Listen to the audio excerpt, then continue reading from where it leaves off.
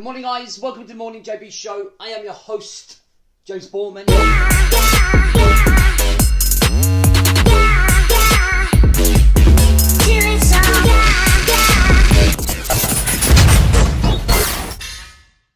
And if you are coming through, please do like, comment and share. Okay, today we're going to talk primarily about leaving work at work in terms of trying to help you increase and improve your work-life balance, to improve the way your mental state, your emotional state, your physical state. I will just want to give you a couple of tips, a couple of hacks in terms of transitioning from the work environment to the personal environment. So imagine this, you leave work, usually late, but nothing ever changes. You're driving home, walking home, cycling home, on the train, wherever it is, and you've had one of those days, one of those days that just seem to escalate into one of those months, one of those years. It just seems to be constant for you. You're building up all of that stress and that negativity by thinking about it whilst you're on your commute home.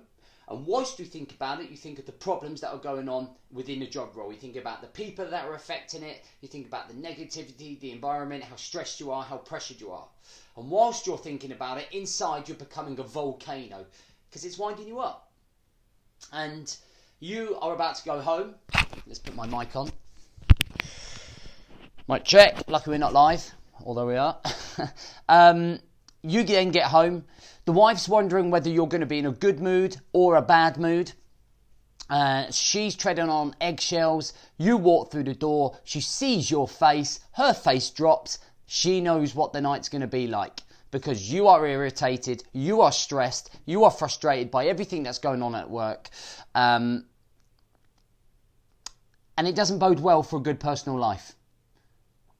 You then go and grab your beer. You go and sit on the sofa and you're moody all night, whilst all the kids and the wife tiptoe around you. It's quite a common problem. I've spoken to enough people, enough guys. I get it myself. I totally understand because I've been there and done that myself.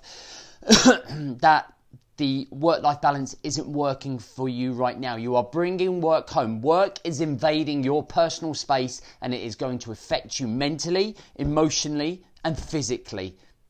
It's going to affect the relationships that you have and how healthy they are and how much you are nurturing those relationships. So I just wanted to give you a couple of hacks, a couple of tips to help you manage your transitional period between your work environment and your workspace to your home life.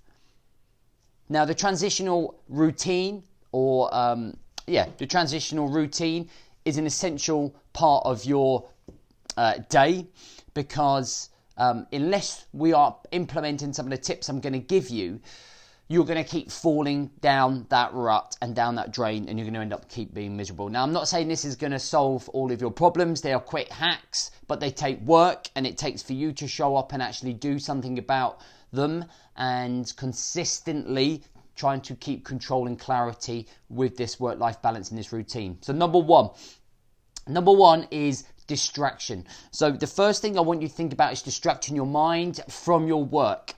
So that means that we have to try and get our brains thinking about something other than work. And instead of being on our commute home, building up all of this stress, dwelling on everything that's not happening for you or happening for you, we want to create a little bit of positive vibes in your brain and in your mind before you go home. So I have always found that listening to a podcast, listening to an audio book, reading a book if you're on a train, is a great way to put some positive vibes into your mind. It gets your brain thinking about other things. It's helping you personally develop. It's helping you distract yourself from thinking about work and building up into this volcano before you go home. So it simmers, if you like, the thought activity going through your brain about work, and it distracts it. And I have found that over the years that has been a massive game changer for me in terms of switching off from work. Okay, the second thing is the brain dump. Now, I find that this is a good way to empty your mind of things that need to be done at work, because often we go home and we think about all the things that we haven't done, or I've got to do this, or I've got to do that. And that's distracting from the personal space. And we want a healthy, strong, personal home life. So something as simple as grabbing a piece of A4 paper or your journal or whatever it is that you've got, and a pen and paper. And then in the last 15 minutes of your work, I want you just to sit there and I want you to brain dump every single thing that you haven't done and every single thing that needs to be done. Every single person you need to contact. So what you're doing, instead of keeping it up here, you're brain dumping it on paper, which is reducing the mental stress that you're having to go through, all the things that you are thinking about. It reduces the overwhelm, it reduces the frustration and the stress. And it's such a simple tip, and it massively helps. The third thing is exercise. Trying to plan in exercise before you go home. So you can do it at home. Something I do between 5 and half 5 is just go for a walk. And I go for a walk to clear my head, to transition from work mode and then come back at home mode. I find that exercise is a great way to put out the fire. If there is fire burning, if you are angry, if you are stressed and frustrated with your role, instead of taking that into the house, okay, being able to do some exercise, being able to go for that walk, being able to get some air and just have some downtime for you allows you to put out that fire and leave the armor at the door. Okay, it's a super simple thing. You can plan it in. It doesn't have to be long. It doesn't have to be intensive. It just needs to be some form of action for you to put out the fire. Number 4 is try to plan your work productivity so that your deep work happens at the very start of the day. If you go into deep work, intensive work at the very end of the day, it intensifies your mind and the way that you're thinking and makes you become a little bit more tense and engaged, which it becomes much, much, much harder to get out of that cycle with your brain. The deeper you are in, the harder it is to get out. So if we can do all of our deep priority work early on in the day, I know it's not possible for everybody, but if it's possible for you, I definitely think it's a game changer. So for the last 90 minutes while you're at work, you can almost be doing the light jobs, the things that don't distract you as much, that don't involve you as, engage you as deeply as a deep task would, the lighter jobs. So that way you're almost taking your foot off the gas slightly so that when you do come to the transition or routine, you're not as engaged as you would be if you were in a deep project. Sometimes you can't help that. Sometimes you have no power over that. But if you do, that's definitely worth a tip, all right? Now, these are just 4 simple tips that take time, that take practice, that take accountability, that take ownership in terms of improving your transitional period.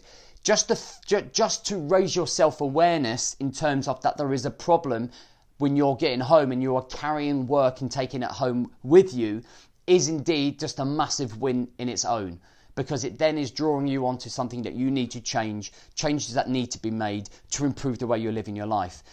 And essentially what we are trying to do is strive to be consistently successful in our life and our business with control and clarity. And just this small routine can help you do that. Lots of little small wins. This is a 1% win if you can get your transitional routine squared away to have the divide between work and balanced, so that you are much more productive at work, much more productive at home, and you're nurturing both and getting the balance. All right, guys, I hope that helps. If there's any questions on this, please do put them in the comments. If you are not on our 5-day challenge, which starts Monday, prep starts over the weekend, you are mental, it's free. It's going to help massively in terms of work-life balance, in terms of mental development, emotional development, and your physical development. Okay, it's going to take things to the next level for you. Everything is based on what I've done in this book here. It's the practical side of this book, is putting theory into practice. All right, guys, have an amazing weekend. All right, be good. Don't drink too much. Spend time with the family. Have a good one.